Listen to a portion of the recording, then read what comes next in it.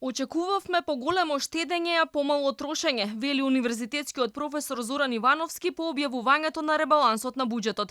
Вели фискална консолидација мора да има, а овој буџет тоа не го овозможува. За него е изненадување податокот дека државата треба да ги задолжи граѓаните за речиси 1 милијарда евра или поточно 900 милиони евра. Предупредува дека на долг рок ваквите политики ќе го направат долгот неодржлив. Државата и владата да размислат околу тоа како да го променат амбиентот и креираат подобри услови за работа на стопанските субјекти, каде што фокусот ќе се најдат оние гранки и сектори кои се пропулзивни и може да повлечат економијата напред, затоа што на Македонија сепак во вакви услови треба економски раст, кој ќе може и да ги надмине со својот износ и стапките на камати кои ќе се.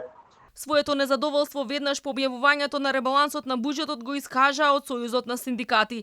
Велат во прекроената државна каса нема пари за ветеното зголемување на платите на административците. Потсетуваме дека во преговорите за нов општ колективен договор за јавниот сектор беше прифатено дека линеарното зголемување на платите за најмалку 2806 денари ќе се случи со ребалансот на буџетот, како што бевме убедувани од владата, но за жал се покажа дека тоа било само купување на време и играње со судбината на 130.000 работници во државата. Компаниите ја губат ликвидноста и помош за нив мора да има.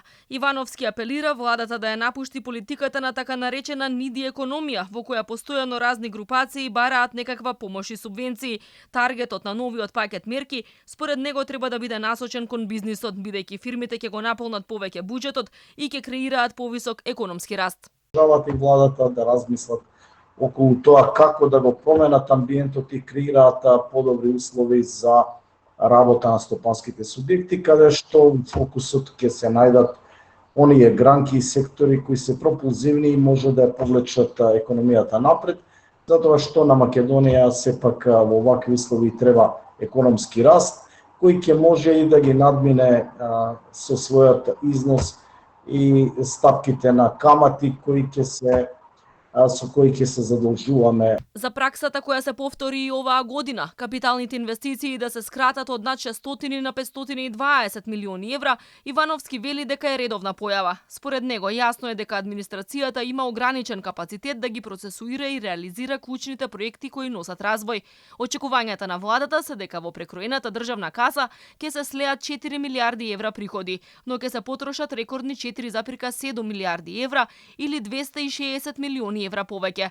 Растот се очекува да биде 3,2%, а инфлацијата да надмине 7%.